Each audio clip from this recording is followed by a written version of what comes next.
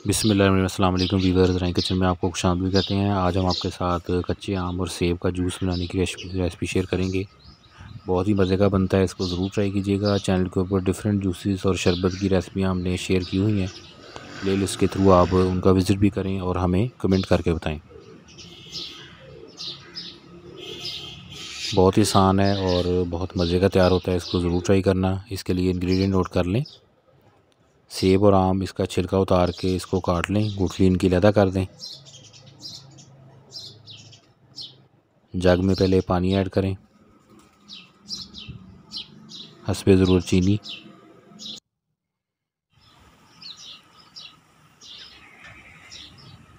सफ़ेद नमक, और अब इसके अंदर सेब और आम ऐड कर देंगे और इसको ग्राइंड करने के बाद इसको छान लेना है। बहुत ही सिंपल तरीके से ये तैयार होता है, इसको ज़रूर ट्राई कीजिएगा। ये देखें, अब ग्राइंड करने के बाद इसको छलनी की मदद से छान लें और फिर इसको सर्व कर दें।